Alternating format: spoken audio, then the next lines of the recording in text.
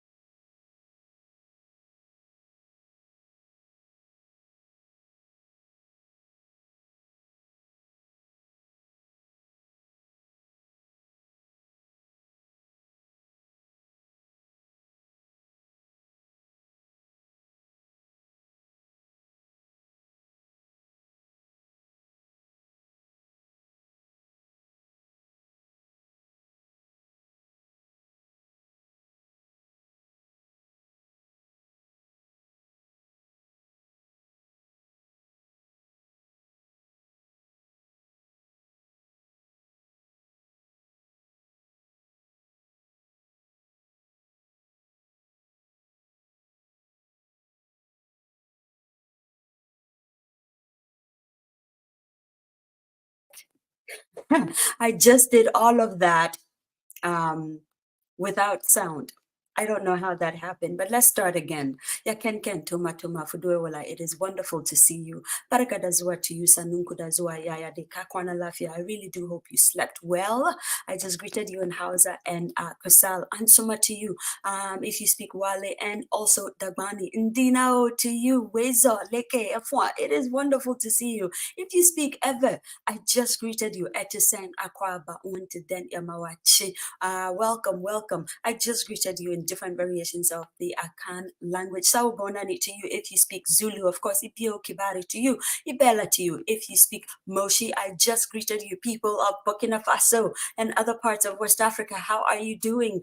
Te Oyo Tang to you if you speak Ga. Ojeko to you. Welcome. Come on in, come on in. Lalle to you. I just greeted you in Chadian Arabic. It is fantastic to see you, bottom of Africa. How are you guys doing? And everybody else in the Horn of Africa, we greet you. We greet you. Intuama fair to you. Come on in. Thank you so much for joining us. Of course, salam alaikum to you. If you speak Arabic, it is wonderful to see you. Ekaro and ekabo to you. If you speak Yoruba, how are you doing today? Nagadef to you. If you speak Wolof, people of Senegal, you know we have so much love for you over here on To My Younger Self. Thank you for backing us week in and week out with your massive viewership. Thank you. Jumbo, habari gani, habari yao suwe. Karibu sana to you, iyaure to you. If you speak Swahili, I am greeting you. Thank you for joining us. Of course, Kotong to you, Amohelang to you. For those of you who speak Sesotho out of Botswana, it is wonderful to see you.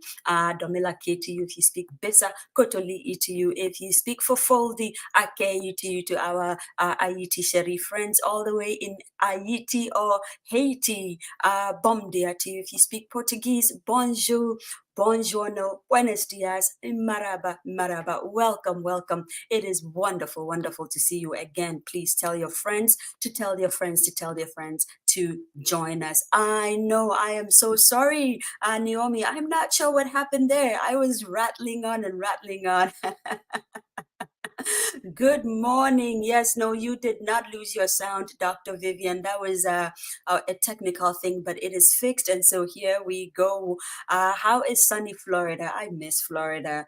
Yes, we got our sound back. It is good to see everybody. The name is Zoe Baraka. Of course, the show is To My Younger Self. Listen, for those of you who've been tuning in, actually, before we go into that, I wanted to take a little time, maybe 30 seconds to say for all of our friends who are going through either some kind of war, some kind of displacement, all of our friends, the Hebrew people, the Palestinian, the Israelites, all of you, our hearts are with you and we're praying with you.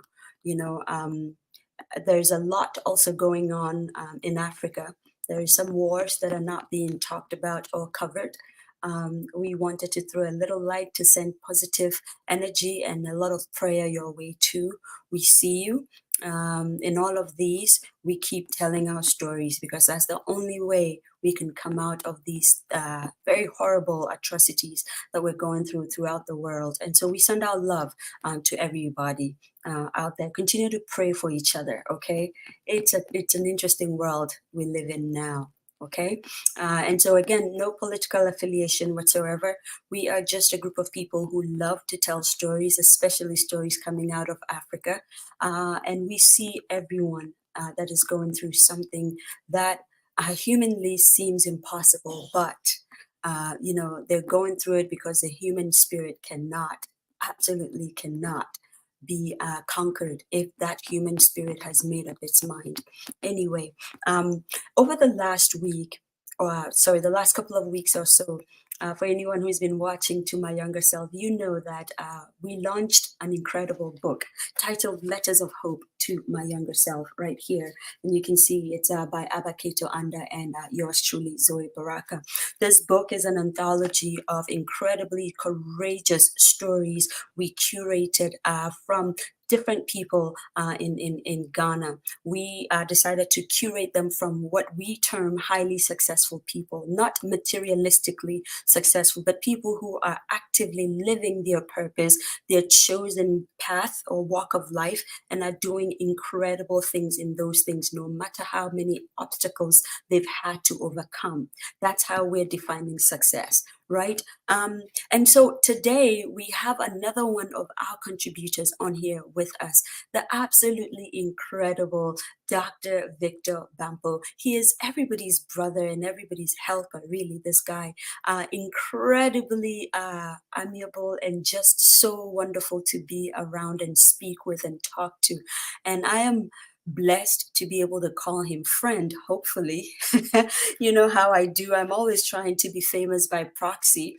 I'm not famous myself, but the people I know on the side are famous. And so that makes me almost famous. I don't know. But let me read a little bit about Dr. Victor Bampoe from our book, and then we'll go ahead and bring him in, and he's going to tell some stories. Does that sound good? If it does, please give me a thumbs up in the comment section. Give me a thumbs up. Give me a thumbs up. Let me know you are here with us. But so Dr. Victor Bampoe, his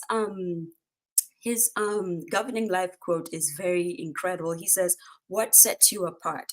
What sets you apart can sometimes feel like a burden, and it's not. And a lot of the time, it's what makes you great. A lot of the time, it is what makes you great." Man, that just preached to me. So, Dr. Victor Bampoe is a physician, public health specialist. He's the team lead and director, UN Joint Program for AIDS or UNAIDS. He's a former deputy minister of health. Ghana, former senior fund portfolio manager at the Global Fund to Fight AIDS, Tuberculosis, and Malaria. And if you grab the book, or for those of you who have the book, you will see that he has a preamble over here. And we go ahead and we were supposed to introduce him, but we didn't. Just a little part of him here, just so you know who he is. He says, today, this is taken from page 23. He says, today, I work in the United Nations as a director and head of the team in the UN Joint Program on HIV and AIDS in Geneva, Switzerland. Throughout my career as a medical doctor in the consulting room in Ghana, as a postgraduate student at Johns Hopkins School of Hygiene and Public Health in Baltimore, as a fund manager at the Global Fund to Fight AIDS, TB, and Malaria, as deputy minister in the Ghanaian government, in the UN, the struggle is not over. Every time I have to meet people, every time I get up to give a speech, every time I am in public, I feel a sense of dread. What if I have a seizure? What if I embarrass myself? What if people get to know my secret? Then I say to myself, Victor, God has got you. The difficulties are behind you. Your success is in front of you. I am not scared anymore. Come what may. To know what all of this is about, you definitely need to get the book. Okay? All righty. 11 minutes in, let us go ahead and bring our guest into the studio, and he's going to regale us with incredible stories.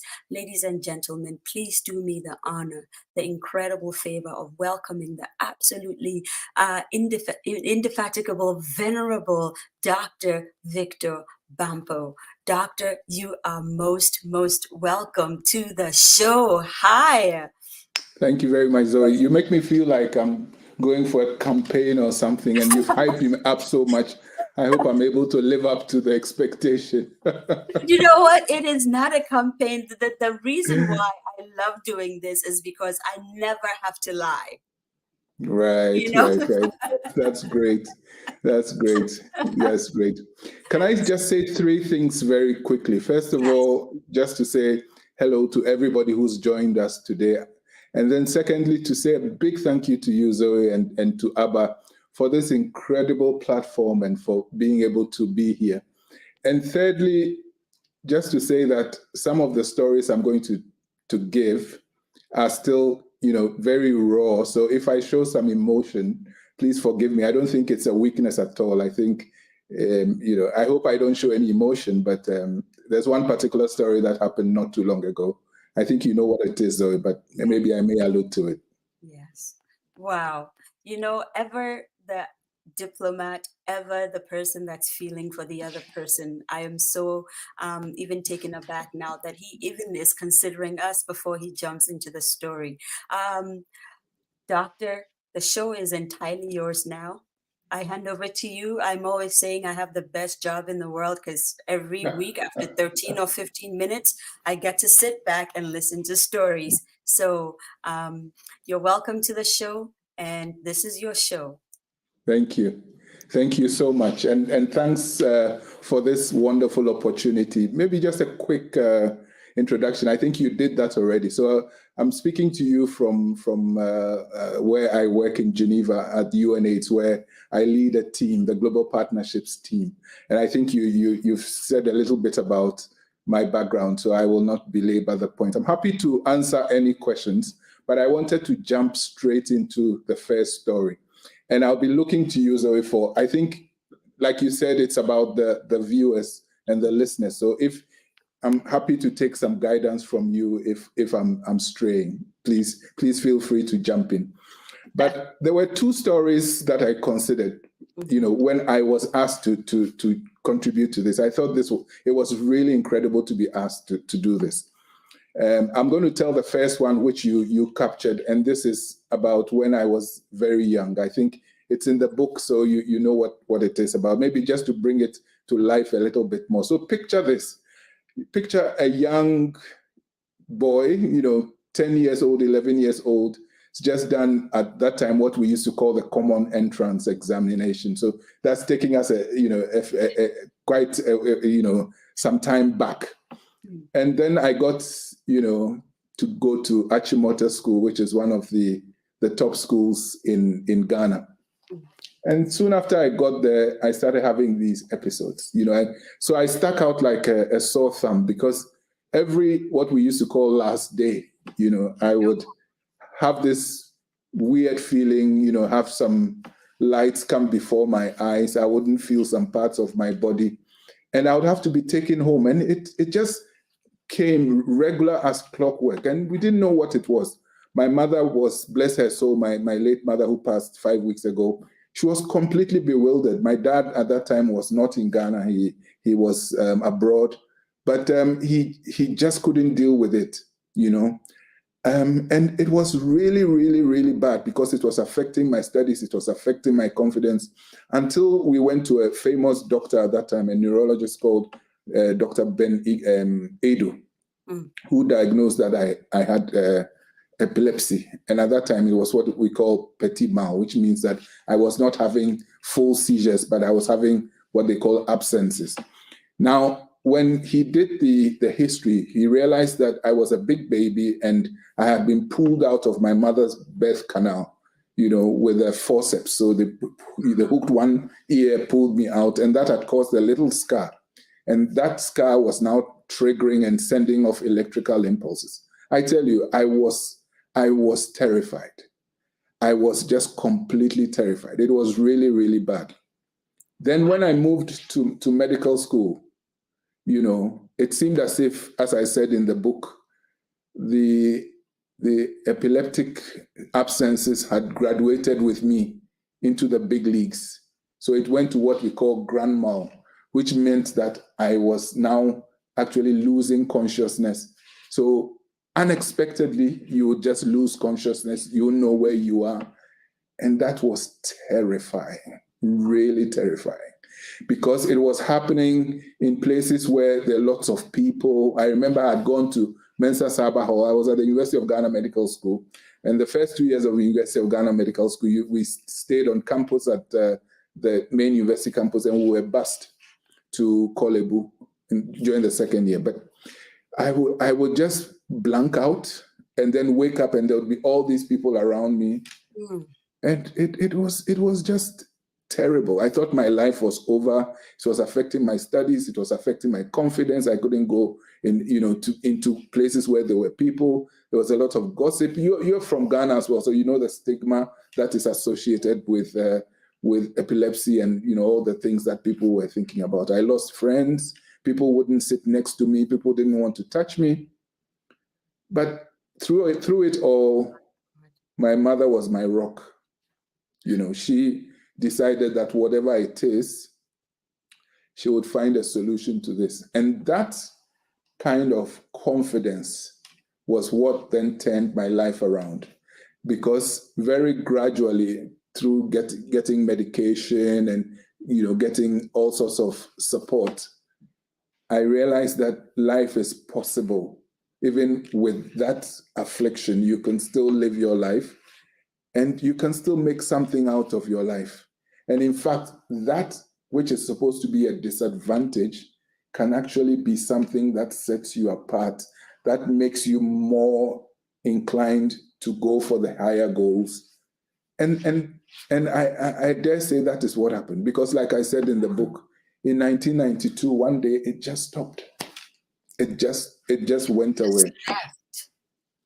So this is where we are. If I tell you that I don't think about it every day, it will be a lie. Because because of the kind of work that I do, and I'll tell you a little bit about what we do at UNAIDS. It's the joint UN program to fight HIV and AIDS. And we have a goal of helping countries to eliminate AIDS as a public health threat by the year 2030. There's a lot of client-facing work that we do, talking to people. I served in government as a deputy minister, giving speeches, meeting world leaders and all that. When I was working at the Global Fund to fight AIDS, TB, and malaria, I was doing a lot of client-facing work. It's terrifying. Every day you're thinking, this is the day that I'm going to have this thing come back and embarrass me. But I'm past that now because I think, look, God has got me at this point, I think I'm beyond it. Whatever happens, happens. And people have asked me, why have you told this story? Yes, we've got a lot of people ask that too. Like, first of all, most people who read the book are shocked because they go, him? Really? As if there's a special grace or epilepsy is reserved for just a group of people. Yes. That's normally the shock that comes with it. And then they go, wow, I can do anything then. But go ahead and finish your thought. No, I was just going to say that I told the story because there's a famous quote from the philosopher Socrates. He says, an unexamined life is not worth living. Yes. And I wanted this to be, this test that I've been through, to be a testimony for somebody else. So that people who are going through even worse scenarios, people who are facing even bigger challenges, can know that it is still possible to surmount those challenges and make the best out of yourself. Second thing is, I'm not saying that it just went away so I don't face the challenges. Like I said, I must be very honest with you. Every single day is, when you wake up, you think about it. You think, is today going to be the day? But every single day, I say a little prayer and I get on with my life, and life is, still going on. I don't want to tell you my age, maybe I should, but this happened, when I was 10 or 11. I'm 55 now, getting on with life, and we're still going, so this is where we are. And it's just that it's possible. It is possible. As Abba said, God has got me, God has got me. Yeah, so that's where we are. That's where we are. What an incredible story, Doctor. Because, as you were telling the story, again, I am examining my life. And to the shame, I love storytelling because it helps us to remember things. To my own shame, and I don't know that I was young, I was old enough to make judgments for myself. But growing up in Accra, there was a young lady that lived opposite our house across the street. And I didn't understand what it was. And to be honest, I don't even remember her name now. The only thing I remember about her is that their household was a Ga household, as in they came from, they spoke Ga. And we would go there and fetch water. And again, I was very, very young, but I remember vividly where we would all just be there, and then you would just see her on the floor and she's foaming at the mouth. And the visceral image I have is the automatic reaction of all the adults to get out of the way. Yep. And she would just lay on the floor, writhing, and something coming out of her mouth. Yes. And they would tell us, the children, to not go near her. Yes. And I remember, I would go away to boarding school, but when I would come home, the thing or the norm in the area was almost every child my age kind of just avoided this young lady. Yes. And to my shame, I fell in that bracket. I just didn't talk to her. No, but Zoe, you see, I don't think it's not about you. You are not at fault. There are cultural antecedents. There are things that we have been taught. Yeah. There's a lack of understanding. Yes. There's an education gap. Yes. So something as simple as a scar on the surface of your brain, which is firing off impulses that are not warranted or commanded, can lead to so much havoc in your life that people don't understand, and they attribute, evil forces and other things to it. Yes. So I think it's one of the things that I hope this will do would also be to educate others so that the word can go out that it is not the way that but if you see it, it's terrifying. I mean, if you see somebody who's having a grand mal, if you're 15 or 16 or 21, and you don't have any health, background, health worker background, it could be terrifying because all the muscles are all over the place. Yes. There's foaming at the mouth. A lot of foam. Sometimes they bite the tongue, so Yes. there's blood trickling down. Hey, you can't blame people for feeling that it's but so something not. the worst part, doctor, is the fact that I remember them, they used to say, this person is filled with the evil spirit. Absolutely. Of course, they said it in a different way. Absolutely. I'm being nicer about it. Yes, and so yes. we walked around on eggshells around her. Yes. So as not to trigger whatever they said was. And you're right, because it was the adults who passed down this information to us as young kids, and we just kind of learned what was emulated to us. Let's remember that some progress has been made. I was just listening to a podcast a couple of days ago where they were talking about, and you're in the States, you remember, I think the issue about the Salem witch. I think it was it in Massachusetts or one of the states, but this was in the 17th century somewhere, where there was some case of hysteria and 20 people were actually killed because they were supposed to be, they said they were witches, and some of them were very young women and things, because they had hysteria, and hysteria has a way of, it can spread. So somebody has a funny reaction to something and then the next person picks up on it. But then they thought it was witchcraft. They killed people. I think now, people who are supposed to have epilepsy and all that, they're not being killed. But there's still some ways to go, But it's been really bad when it comes to things that people don't understand, and we're getting better. And until and unless we come out with some of these things, when it's not going to get better. And I keep going back to the work that I do. It's like with HIV/AIDS, where people hide it. Until and unless we say, look, it's a reality, let's bring it out, let it have the oxygen of transparency, some of these things will be hidden and we will not get over some of these challenges. But life is possible with some of these challenges. All of them, really. Yes. Right now, I've had the opportunity and the rare, very unique, I'm in a unique space because I've worked in a pharmacy for a while. And dispensed medications for all kinds of ailments and diseases and stuff like that. Where we are, at least, is the fact that no matter what, I've dispensed medications, a lot of them for seizures without judgment, or it is just it's a situation somebody's going through. They're being treated for it. I've had dispense medications for people with AIDS, and they just come in. There is no shame. There is no questioning, how did you get here? No, they just pick up their medications and they leave.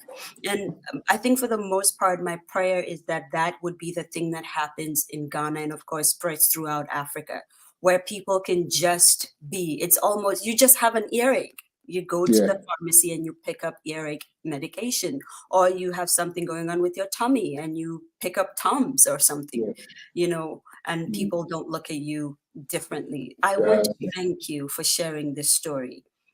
No, it's my pleasure, and thank you for this platform.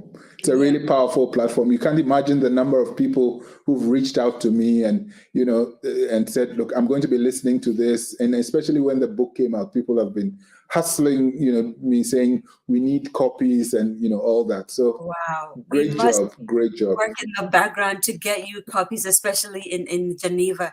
Doctor, we have a question for you from Christabel Bampoe. Christabel, thank you for joining us. She's joining us from Ottawa, and she says, when you pray, do you feel better immediately, or do you still have a little bit of anxiety or anxiousness? If you do have a little bit of anxiety, how do you proceed through the day with the worry that it may happen? What a powerful question. Thank you for that. Christabel, that's a fantastic question.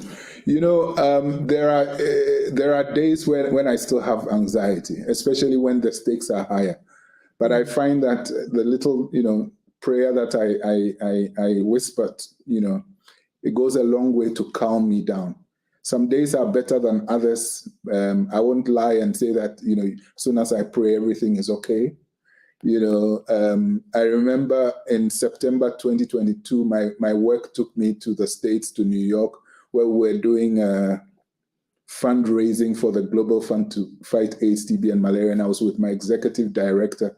This was a big meeting. It had President Biden and all the G7 leaders and 15 African leaders. And I was sitting like maybe 5 rows behind President Biden and Chancellor Scholz of Germany and the South Korean premier. So you can imagine how I was feeling. I was thinking to myself, and this was, I think, September 22nd, 2022. And I was thinking, no, this is not going to happen here, please. No, this is not going to happen. So when it's like that, you're still very tense, but you find that, you get through the day, and then sometimes you mistake the general anxiety that we all have for that. So, as I was talking to my good friend in Geneva, Kofi Amekuji, the other day, and I was saying I had a meeting and I was a bit anxious. And I said, Kofi, does that happen to you as well? He said, yes, it still happens to me. So there's that, when you're, the general anxiety, giving a speech or whatever. But because of my peculiar situation, sometimes it mixes up. But answer to your question is, yes, it happens.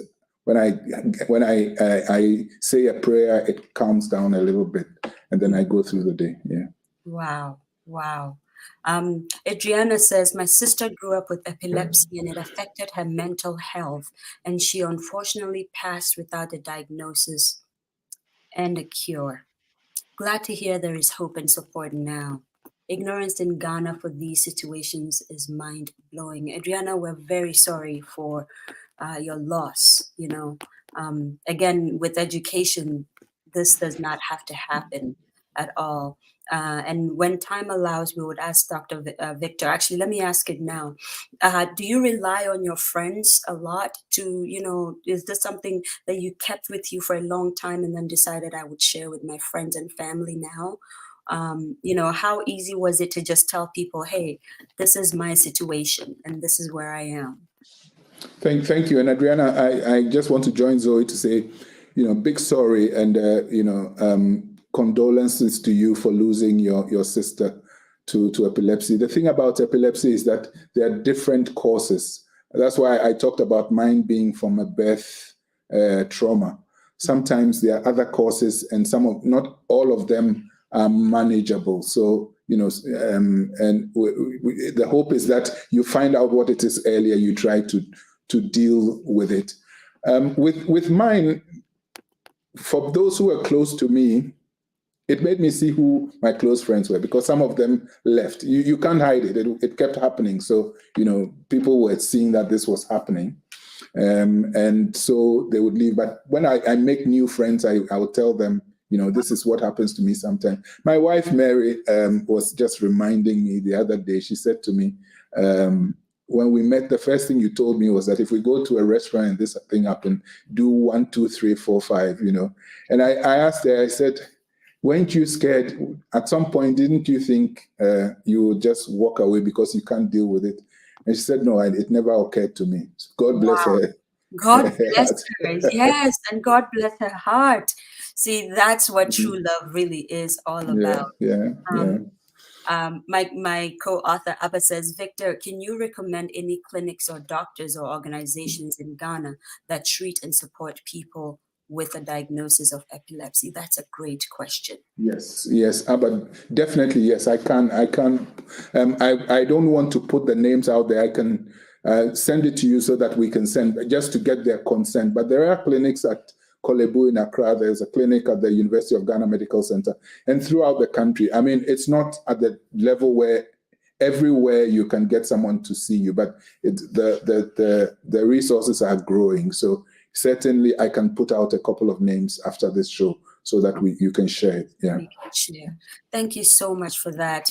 Guys, just this, I told you guys, right, that this is going to be a powerful storytelling time. Just, this one story has taken us, gone past the 30-minute mark. And thank you for sticking with us and for joining us. If you just joined us, of course, you're watching To My Younger Self, where we tell stories from the past, of course, that's propelling us into the future. If you don't know where you're coming from, you certainly cannot know where you're going. Dr. Victor is where he is now because he definitely understands the power of where he came from.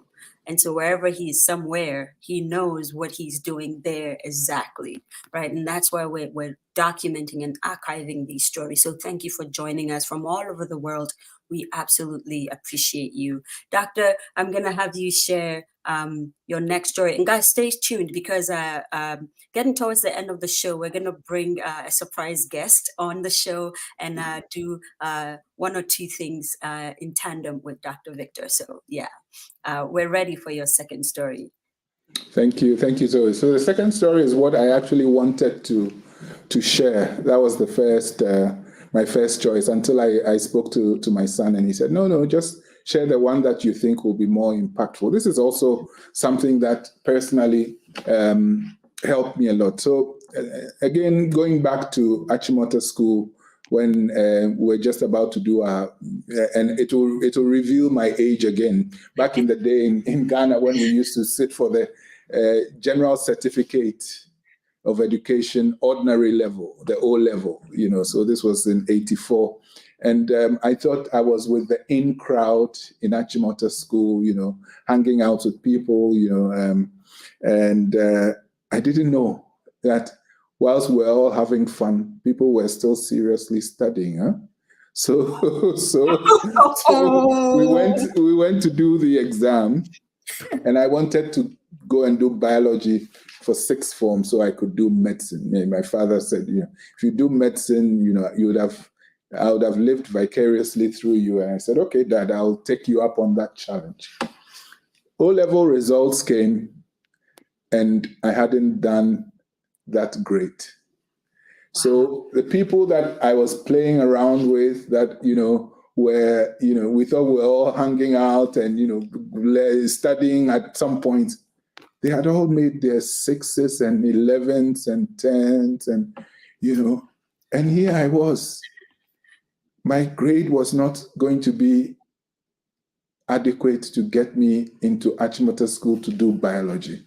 So I had to start thinking about looking around for another school. It was heartbreaking. My mother and my father were disappointed in me, but as usual, the old lady didn't give up. And she said, Kwame, let's pray. Let's continue to pray. Out of the blue, Achimota School decided to increase by a couple of seats their biology class. Wow. So I was the very last person who was accepted into that biology class for 1985 to do sixth form in Achimota School. Wow. So after that happened, I realized that life is pretty serious, huh? I can't be joking. So I decided to turn the corner. And I decided to make that mess a message for the rest of my life that I've turned the corner. Long and short, when we did the A level, I had topped West Africa in biology, and my grades were good enough for me to go to the medical school. And so from being the last person, I call it the last in, first out story. Oh, yes, I love that title. So from being the last person to get into my biology class in Achimota School, I think I was among the first people to get admission into the University of Ghana Medical School, which was, back in those days, it was incredibly difficult because we only had two medical schools. We had the University of Ghana Medical School. We used to think we were superior to the UST School of Medical Sciences. There's no basis for that. But I mean, it was just one of those things. But for me, it was a teachable moment because I realized that I need to be serious. I need to apply myself. And from the last position, you can become first if you do two things. If you apply yourself and if you stay close to God and you pray and you know where you're going. So that's the second story. You know, this second story, those people who used to do that, I fell prey to that a couple of times. You know, especially if you were, you know, more inclined to do the arts and stuff like that. You thought arts came easy to you, English and, you know, general arts and stuff. You know, you would play around with your mates and stuff like that. And in the middle of the night, these little critters of people would wake up sneaking out to go study by themselves. That was just bad, I have to say. And it was a learning curve for me too, when you wake up and realize, no, these people are sneaky. They don't like you like that. They just hang out with you, pretend they're hanging out with you, and you're exhausted from playing and all that, asleep, and they're up with their books like crazy, you know.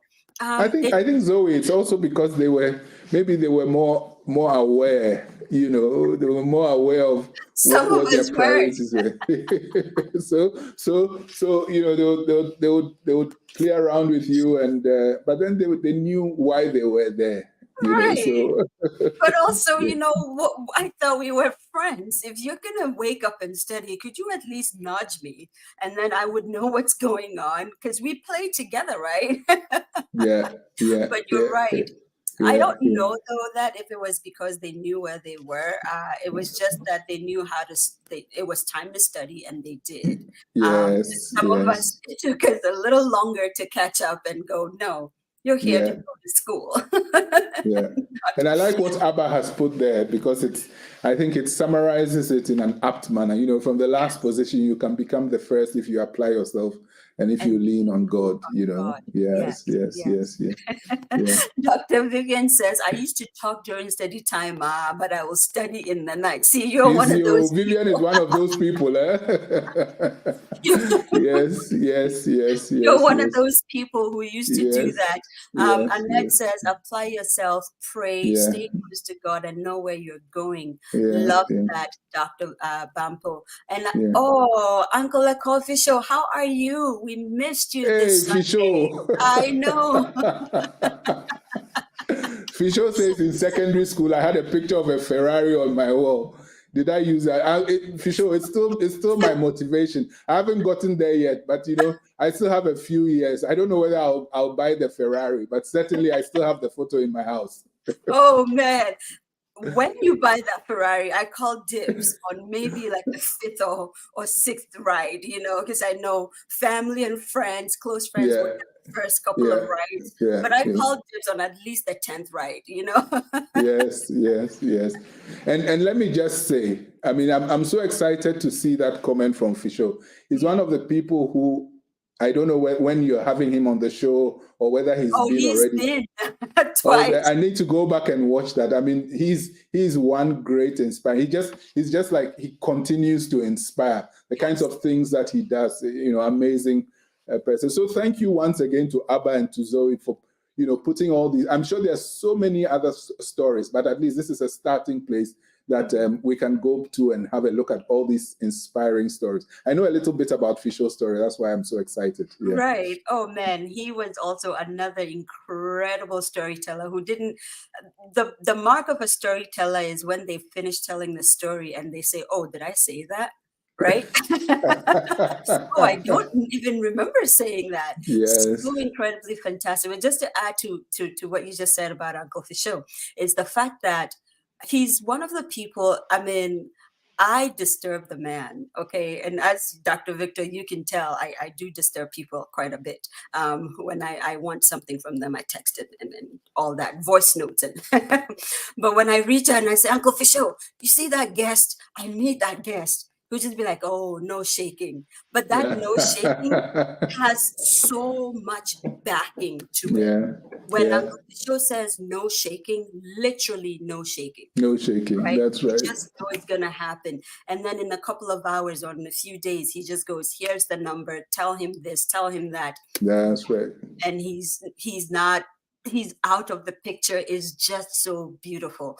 And so we wish you speedy recovery, Uncle Fisho, and we'll see you next Sunday on MQF. And who knows, you might come back for the third time onto My Younger Self to talk about the book, especially, and the process you went through. But yes, our producer, Marge, hi, she says Ferrari as motivation. Exactly, Ferrari as motivation. I'm looking at 54 states of Africa as motivation. So hello.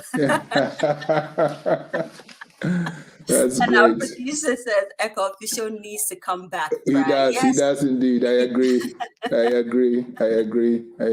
Yeah. he Yeah. does. Auntie Doris says great men have great stories to tell. Yeah. This Yeah. is very true. And Abba says, yes, Uncle Fisho must come back on the show. So it looks like Uncle Fisho will be knocking on your door next. So Yes. stay tuned and be ready and get well quick. Lucozade, Gatorade, all of the raids, and get back on your feet. But that story is so powerful, Doctor, because one, it tells you that it doesn't matter how old you are. We all must strive to tell teach our kids how to know where they're going and jump on that bandwagon very, very quickly. It also teaches me that it doesn't matter where the crowd is going. If you know where you're going, the narrow path is okay. Absolutely. So, yeah, I wanted to thank you so much for that story. There's a comment that I wanted to highlight here real quick. Stigma Boson, thank you for joining us. Hopefully I said the last name right. Thank you for joining us on YouTube. And he says, my dad's brother, OAA 1949, had epilepsy, and he was a savant. He was the dux of his law class at Cambridge. He was not understood, and he died in his sleep in 1974. How Victor's story would have helped. Let me say two things to Stigma Boson. Number one, I need to go back to my dictionary to check up the word savant. I know.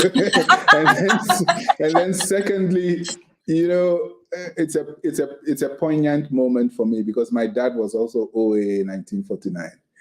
So I can just get the link. But I think the most important thing about what he's saying is how much more education. I think we've moved a little bit, but there's still a lot more to go in terms of understanding some of these diseases and accepting and trying to help people like me who have these conditions. Yeah. Right. And also, the power of storytelling. When stories are told in a safe space, there's a little over 30 people on here. The numbers keeps fluctuating, but this is a safe space. And there could have been 300 people here and it would still be a safe space because it's a space of no judgment. When stories are told in safe spaces, miracles happen. When stories are told in safe spaces, culture is broken, not the good culture, but stigmatization is broken. Stereotypes are broken because stories are told in safe spaces.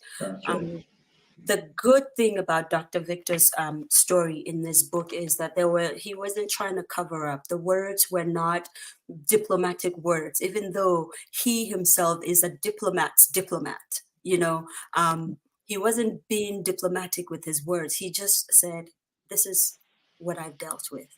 This is me. And all of a sudden, we're hearing all these things coming from other people and all these stories going, whoa, I didn't know that. Whoa. So Stigma Boson, we want to, extend our condolences to you, on your uncle's passing and all that. And, even though it was a long time ago, that's a talent that maybe Ghana and Africa lost, because to be a savant, that's a whole other level. We're creatives here. Savants are up there. They see things you cannot even imagine. And so I mourn for Africa for losing such a person. That's one. And we're looking forward to when these stories can be shared even more. And maybe even you can continue to share your uncle's story, about how, this thing kind of cost him his life and what he could have done, would have done for Africa and brought to the table to the world. And that could free another person. So keep sharing it, not in grief, but with intentionality. I thought I'll throw that there. Uncle Fisho, yes, Asamaba. And producer says, we're here for this. So you're coming back. Doctor, I believe you have one last story for us, but let's do this. We're going to take a poll. If all of you in this room are ready to hear Doctor's third story, please give me a thumbs up. Once we get 3 people, we're going to go. So let's see some thumbs up in the room. Thumbs up in the room. Come on, you can do this. There we go. Okay. Girl, stay with the 1. Why are you giving 4? That's cheating. Oh, no, to my younger self, you can't do 5. Here's okay, we went past the 3 thumbs up. So, all right. 1 person got the instruction right. 1. Why is that? Yeah. Thank you, guys. But Doctor, Adriana has 6. I know, I can't win. They're like hugging all the thumbs up. That's crazy. But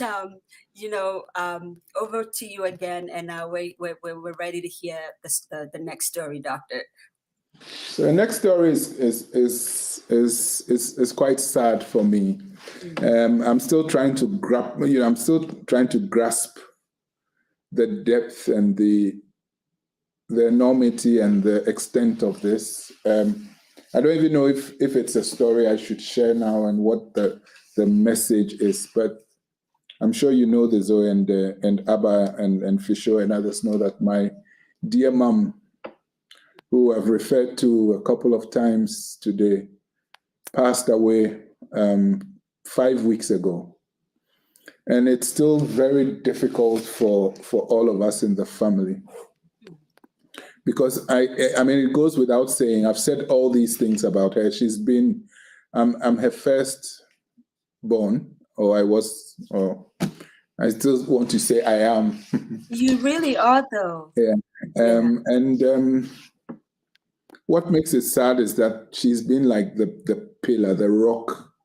She's been there. She's been the spiritual backbone. She's been the cheerleader. She's been the one we had to go to. And she was not ill. I mean, she was 79, but it wasn't like she had a condition that kept her in bed or something. It was sudden, and we lost her. Now, apart from missing out on all the things that she did for us, for my siblings and myself and all that, one of the things that I regret terribly, is the missed opportunities. And for me, the lesson here is grab the opportunities when and whilst they come. Because I can't begin to tell you the number of times I live in Geneva. I go to Ghana quite often. And she will check on me every day. And her usual thing would be to ask when she calls, am I going to see you today? And I can't begin to tell you the number of times where I have said, oh, this woman is troublesome. Sometimes I'll drive past. She used to live, or she lived close to a place where I used to frequent, Big Shop Classics, because I like pastries, and you can tell. But I'll drive past and I'll get myself a pastry, and I'll say, if I go to Mama's place, she's going to talk plenty, and then she's going to do prayer number 1, prayer number 2, and I'll come back tomorrow. I wish I had taken every single opportunity, because you never know. I mean, 2 weeks before she died, I was in Ghana, And I told her, I'm leaving on Tuesday. And she said, come by home before you go. I couldn't make it. She called me when I was at the airport. And she said, have you checked in? I said, yes, I've checked in. She said, go with God, let's pray. And that was it. Until my wife called me, 10 days later and said, Mama has been sent to the hospital because she has pain in her leg. And I thought nothing of it. I spoke to the doctor who was taking care of her, and the doctor said, we just have to take her to do some surgery to take out a blood clot from her common femoral artery. It's not a big deal. Send so-and-so and let's deal with it. So I did what I had to do. 36 hours after the surgery, I drove into my parking space at the office, speaking to a colleague in Abuja, and then I saw the doctor's call coming through. It was 9:13 in Geneva, so it was 7:13. And when you see I'm a doctor, I mean, why would the doctor be calling me at 7:13? When she came online, she said, Victor, are you in the office or you're home? I said, just give it to me. I know what is it? She said, we lost Mom. For 45 minutes, I was still sitting in my car. My engine was on in an underground parking space, thinking about all the times I could have, connected. So my last message is seize the opportunities whilst and when they come. You never know what will happen tomorrow. That's it.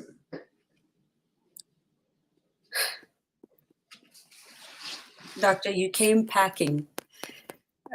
Again, our deepest condolences. Losing a parent is never easy, especially being the first child. It's just never easy. And I feel what you're feeling, because as you were sharing the story, I was thinking of all the times. Today is my sister's birthday. Sumaya, I know you're busy, and happy birthday from all of us. But one of the things my mom used to do was on our birthday, she would call and make a big deal out of your birthday. She would sing the happy birthday song like a proper Ghanaian Christian woman would. She sang it with all the encomiums in there and stretches and, all that. And she would call you at odd hours of the day and you would just get so upset. Why does this woman call me 5 times a day? And I still keep her number. I know somebody else has it, but I still keep it. It's under Mama still. And every once in a while, I'll scroll past it and I would just wish it would come up like my mother is calling me. And just to hear the voice one more time.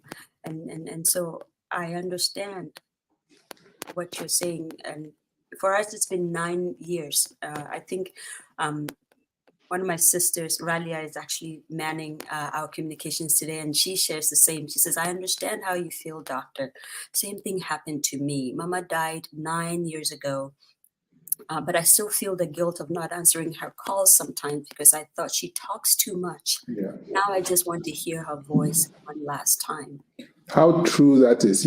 As soon as my mom passed, one of the things I was looking for, a voice note. Just to be able to hear her voice one more time. I couldn't even find. I have numerous. I don't know why. I just couldn't find it. That's how much I had taken, her for granted. Yes. Yes.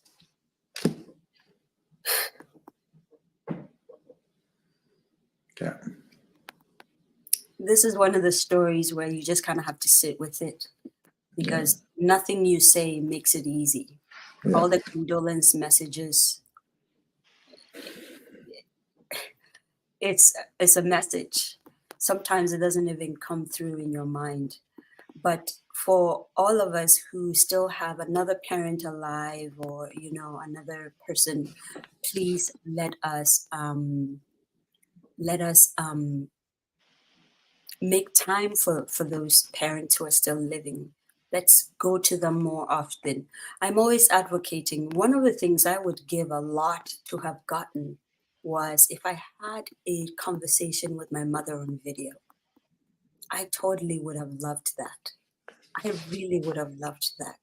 So we have these devices that are attached to our hips and our hands all the time. These are cameras on steroid. They're right there. You just need to grab.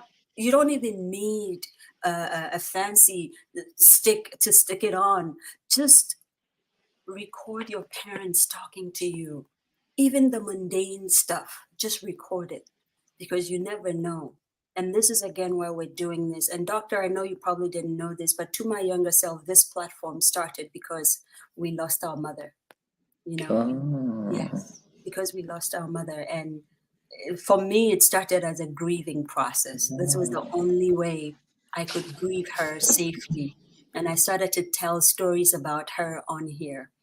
And so today, last week would have been 9 years for her. So I feel like we've come full circle again in that you share the loss of your mom, and the message still resounds and is still the same.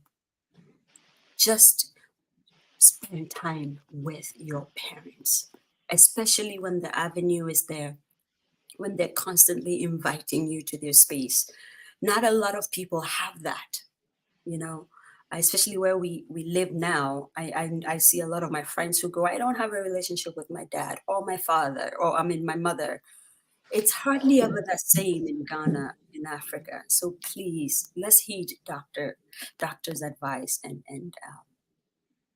spend time with our parents. We're gonna see some comments here. Elsie says the grief we feel at the passing of someone close is the price we pay for love. Oh God, this woman. We pay for loving them. The memories will be a comfort. Her legacy lives on in you, and you'll pass it on in how you live and love. That's very true. Yeah. Thank you so much for that, producer. Nala Miyako says, prayers and thoughts always, Victor Bampoe. Now come visit us again in Geneva. We miss you. I know, right? You know, we always see all the fun and the family and the togetherness, and that's what it is.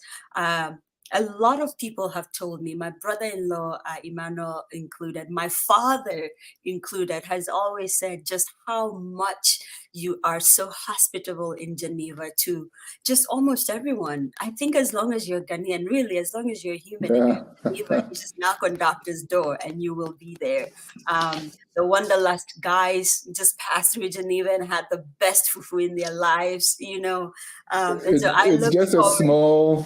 we're a small community and we like to stick together. That's what it is. Yes. Oh, I absolutely love that. Uncle Fisho says, may her memories live forever. When I lost my mom, Victor Bampoe was super supportive from day one to the end and beyond. I will, can I repeat that? I will do the same. This For is, sure. and then he says, condolences, bro. Thanks, I bro. Absolutely love that. And so Jane wrote, Zoe, I do this every time I go home now. I ask questions and they answer, and I record with my phone. Thank you for doing that. And please take it a step further, EJOD. Archive it meticulously, you know, and write the little story of where you were, why you recorded this, and what you were feeling. It would make for a better story. There's so many comments, we can keep going and keep going, but you know, let's invite another special person into the room. We prepped Dr. Victor a little bit that we were going to kind of talk to him a little bit about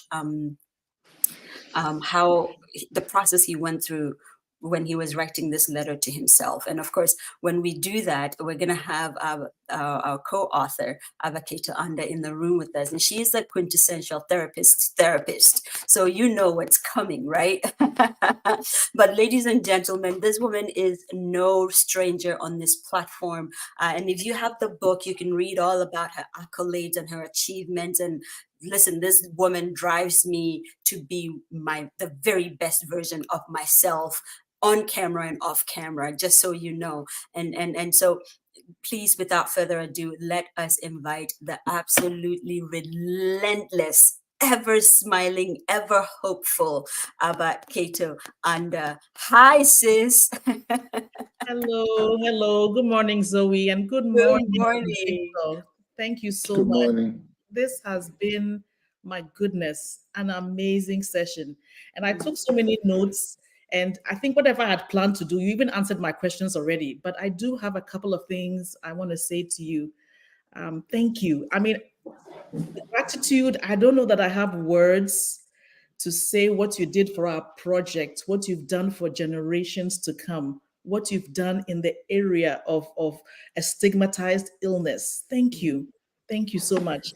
I want to start though, because your last story, I empathize with you so much. And Zoe mentioned that both of us have actually lost our mothers. For me, it's going on 19 years. And when you were sharing your story, there's so many elements that I empathize with, not calling her the weekend before she died. She went to bed at 10 o'clock. By 10:30, she was dead. So there was no preparation, the shock of it, the grief, the crippling grief that ensued. What I can tell you is a couple of things for sure that I learned. Number one is that death brings meaning to life. And so, as painful as this is, your life will take on a different level of meaning. So look out for it, open your heart, your spirit to it, and that inspiration will come. It will be ways in which you can honor her legacy and ways in which you can make the world a better place. Certainly, you've had a great start. That is coming. I think that, the other thing is I found out is that love transcends time and space. Love transcends time and space. And so those memories, will keep you going and will keep her alive. I know this from almost 19 years of having lost my mother. So talk about her, do things in her honor, talk to your son, share the stories, the funny ones, the ones where she was annoyed with you, you were annoyed with her. Share it, talk about it. Don't matter that, oh, I'm talking about it too much. It will keep her alive, and that will keep you going, to be a balm to your spirits. I wanted to say that. Thank you. Yeah.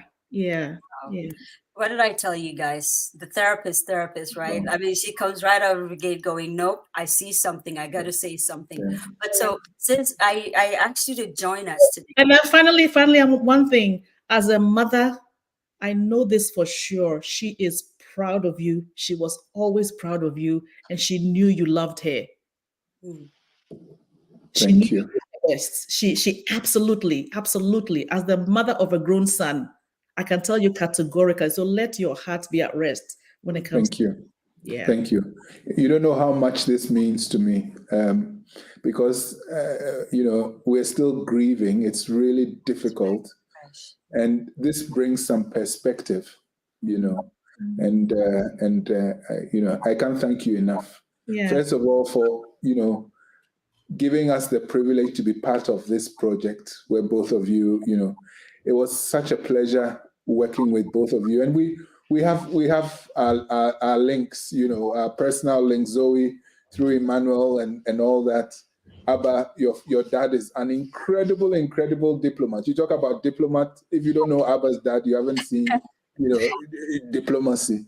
So and taking it to this level, and this is what I'm going to walk away with. The fact that I really had such an interesting time here, and then secondly, these 3 points that you shared, I think that will stand us in good stead, and I'll share it with my brother as well. Thank you. Thank you. And I do have something I want to say as well, Zoe, unless you had a question you wanted to ask. Can I go? Let's finish this part and then we'll jump into Doctor's process of writing for the book. But yeah.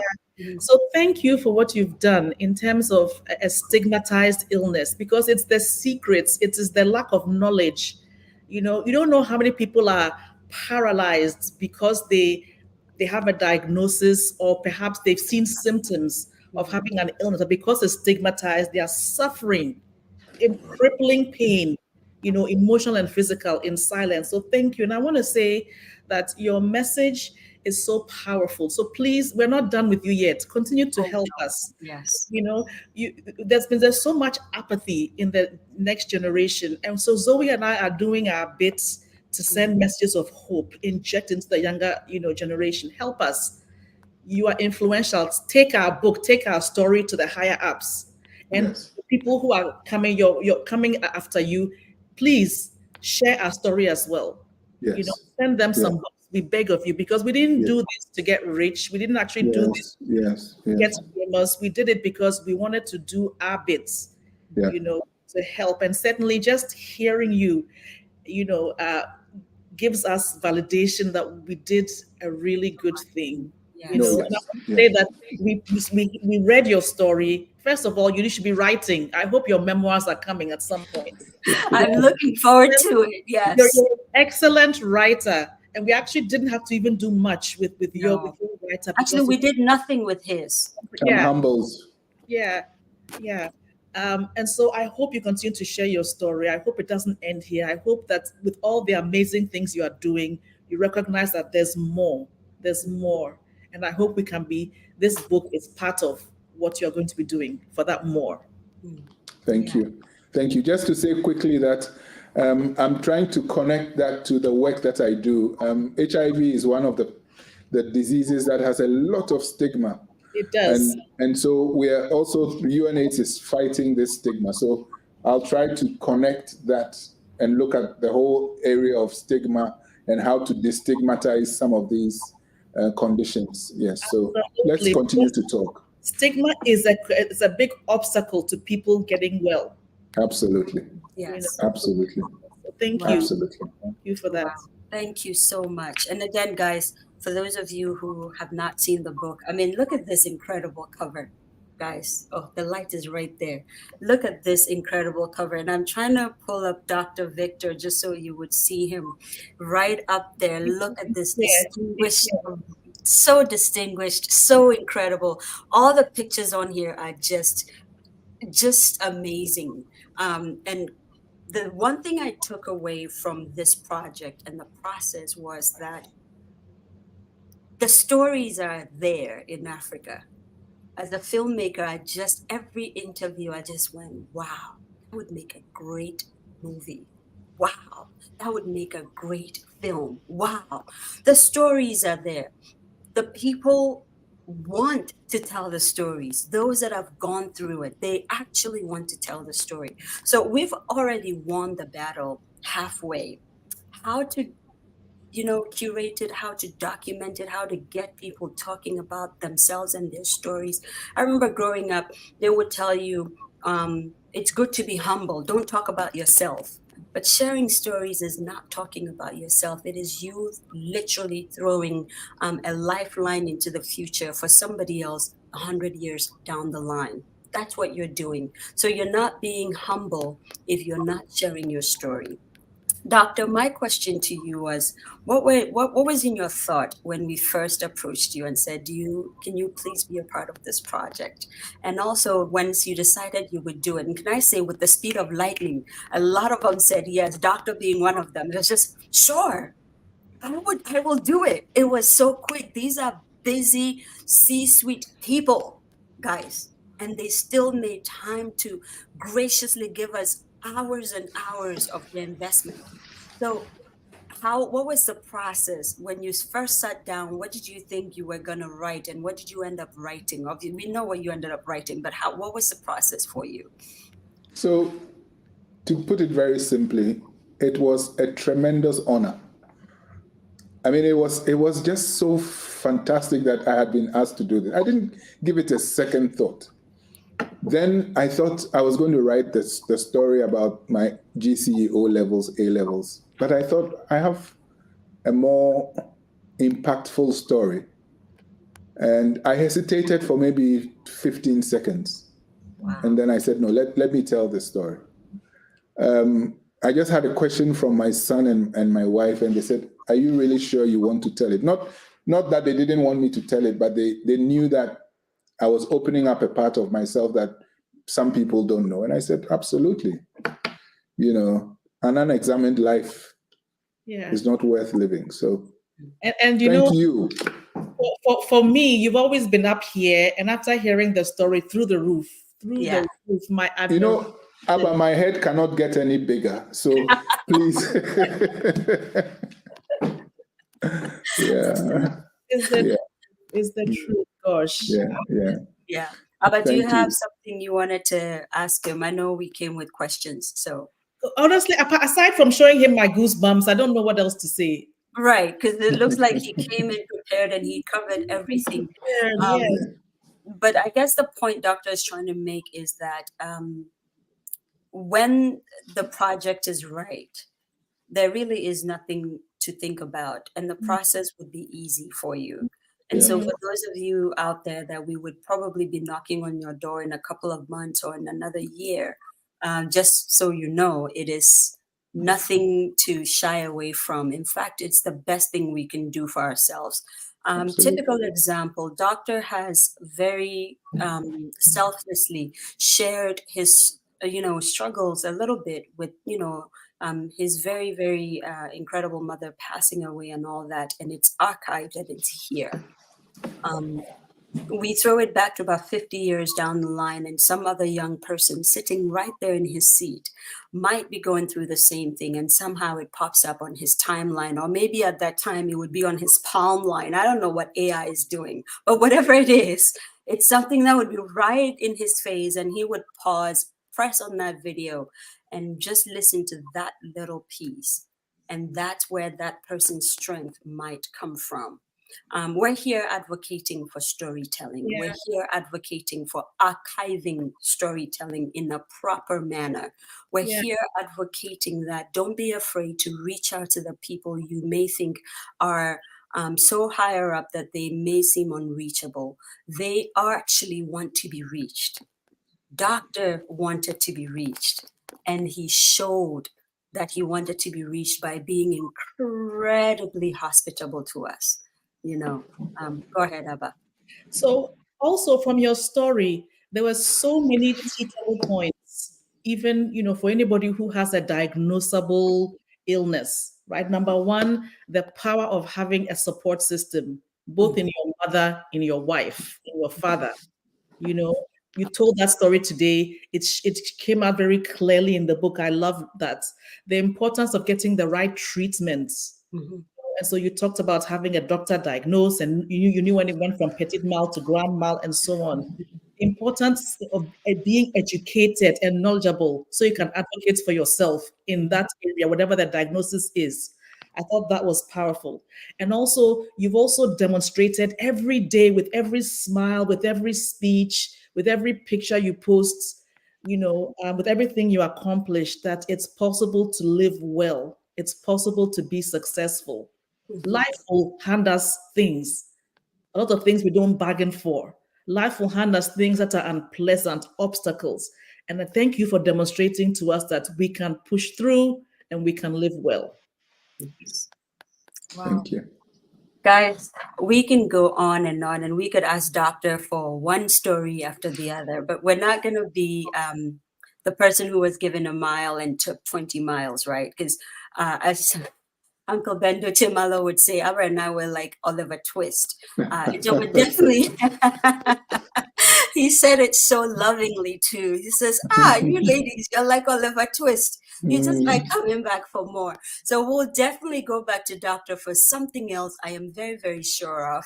And I will say it and ask it so nicely that Doctor will not be able to say no. But in order for that to happen, we have to unhook and let, Doctor go on with his day to day, as today is a working day.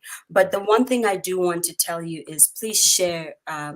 The link is in the chat and in the comment section. Share the links of how to get the book in Ghana is on Book Nook, and we have a dedicated distributor.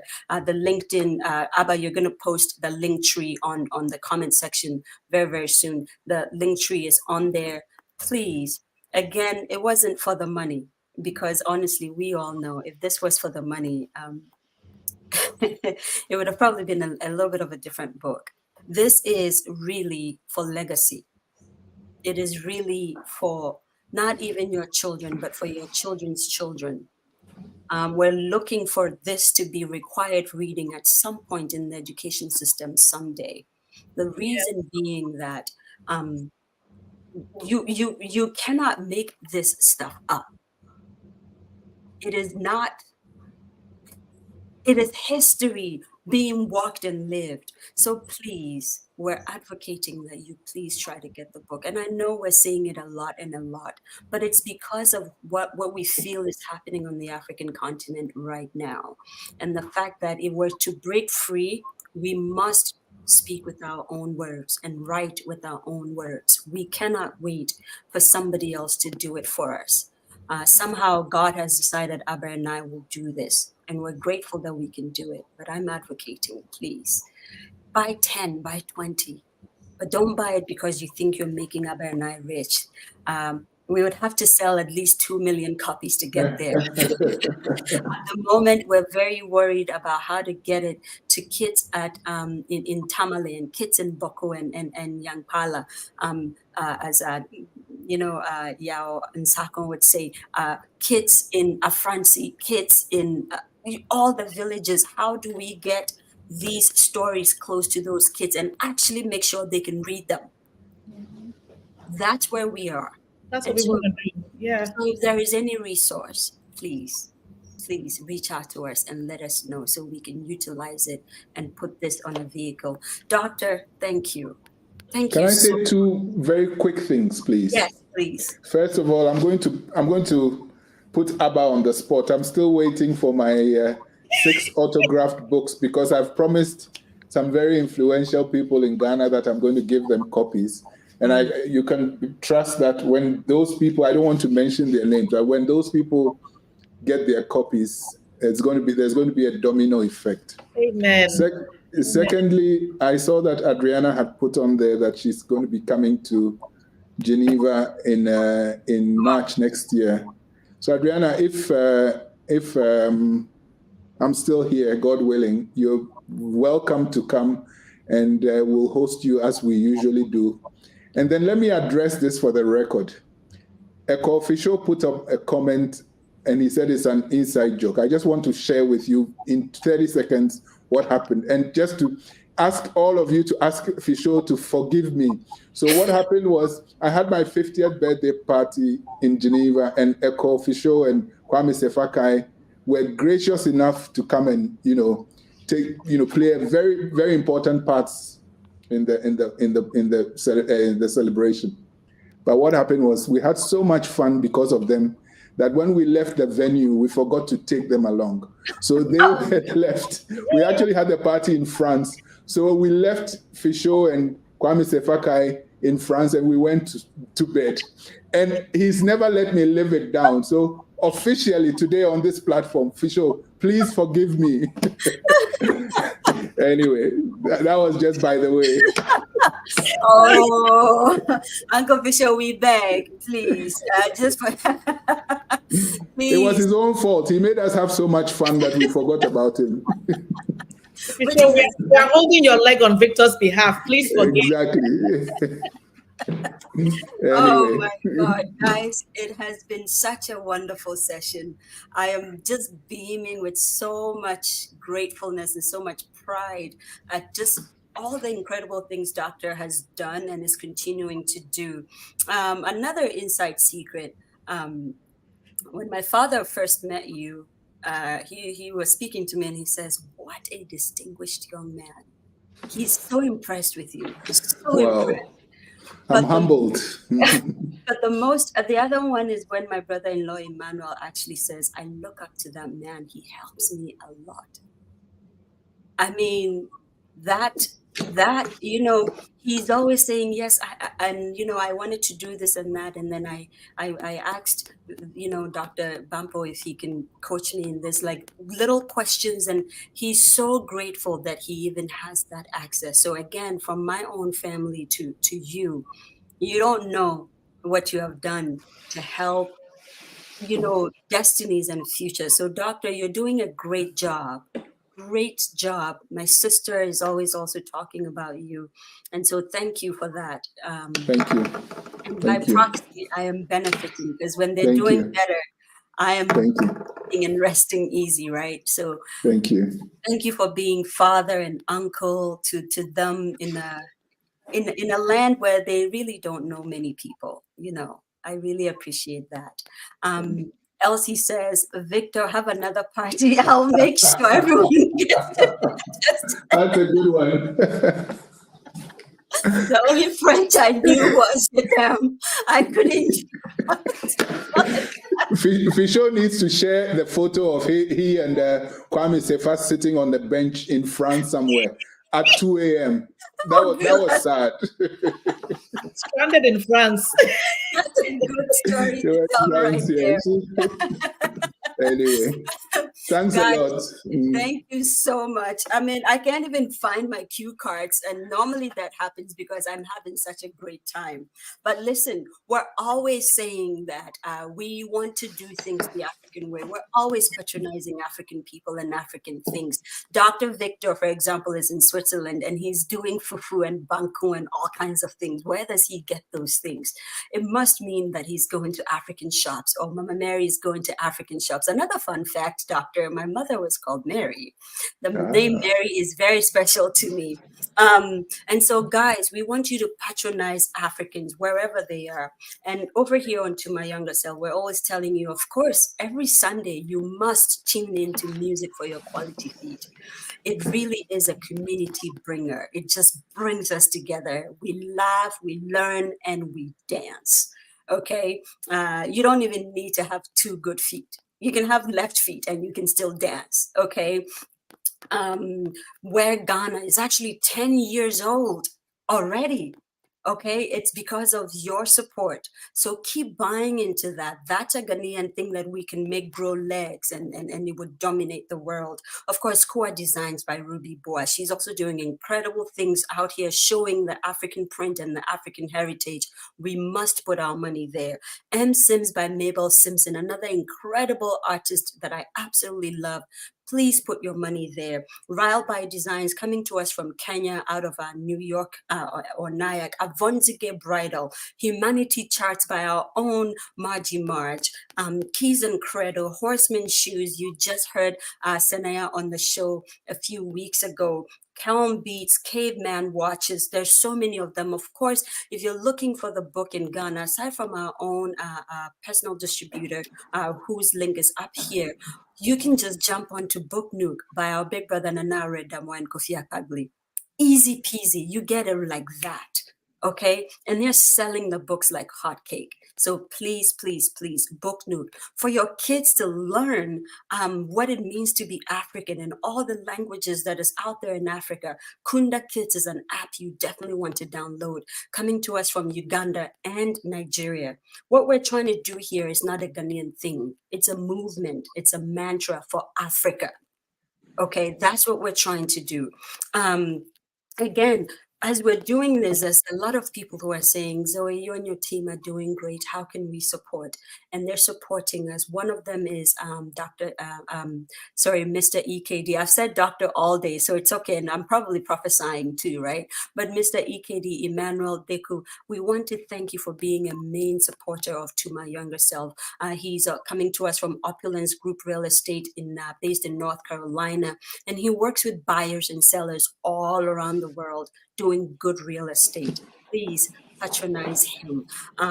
Of course, to our monthly donors, Auntie Araba, I want to say thank you. Jane Afiorito, Auntie Rose Machayo, Auntie B. We have a lot of aunties and uncles here who just out of the blue every month, they say, hey, Zoe, here is for light bill. Here is for that cool t-shirts you wear on the show. Here is for everyone who's given us an encouraging word. We want to say thank you. Thank you. So keep patronizing. There's a few things happening on To My Younger Self. We may have to close a little early this year because something bigger is about to happen. And so we may have to close shop, not 2 weeks to Christmas, but a little earlier, maybe about a month to Christmas. And we'll tell you that come New Year's, is about to happen. So keep your fingers crossed. And I think I just saw a person that I must say hello to, the absolutely incredible JBM, my dear. Another one of our contributors. Yes. Thank you, JBM. I love this woman. I disturb her a lot. As was, when I text JBM, I go, Honorable, I've come again. Oh, that's how I do it. And then she goes, Oliver Twist behavior, Zoe. Oliver Twist behavior. I have a whole lot of Oliver Twist behavior with JBM. I'm always disturbing her. Again, another mark of another diplomats. This woman just is so inviting, and she's always asking me the right questions and always trying to figure out, what are you trying to do, where are you going, and all that stuff. Thank you, JBM, and thank you for stopping by, because I know you're busy. I know it. Zoe, not to interrupt, but yeah. Joyce is my go-to person. Joyce is amazing. So you're on the right track. Yeah. Sharing another amazing story about her life. And gosh, we got a glimpse into where that resilience, where that drive, where that strength comes from. Yeah. We've been so blessed, Zoe and I, this last 18 months, to hear all of these stories. It's transformed my life, honestly. Thank you, Joyce. And a lot of their stories has helped me make one big major life decision, and very, very soon we'll get to share all of that with you guys, between Yao and Sakun, Dr. Victor, Uncle Fisher, everybody. You guys don't know what destiny you have helped to shape. And so thank you. And JBM, like Oliver Twist, you must come back on the show just for the book, Guys, we have to unhook. We absolutely have to unhook. So I will give Dr. Victor maybe a minute or two to say the last thing he wants to tell all of us, and then we will unhook. We have to. Thank you, Zoe. Thank you, Abba. Nothing much to add, just to say thank you for this incredible platform. I've enjoyed every moment of it.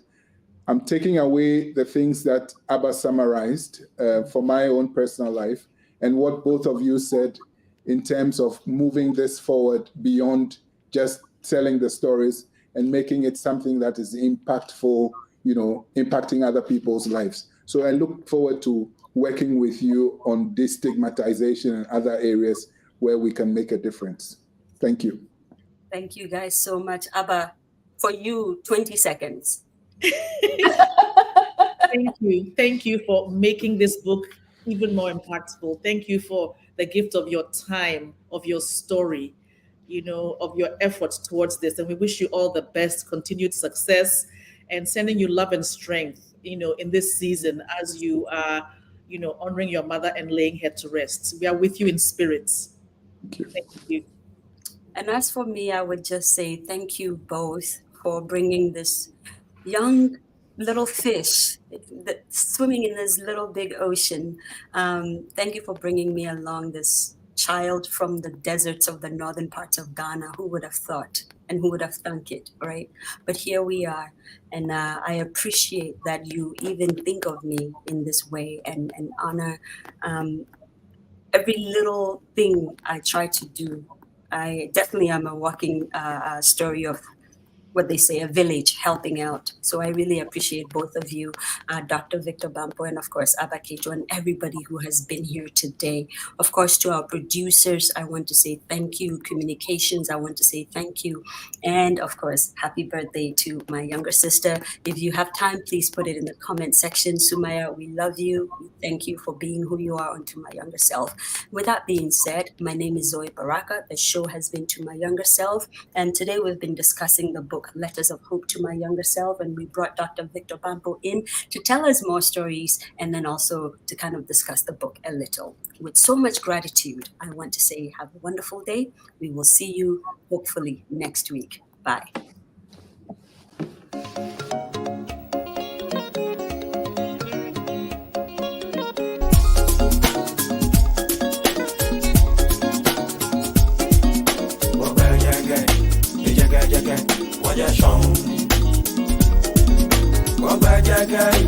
Ejeke jeke, waja shong.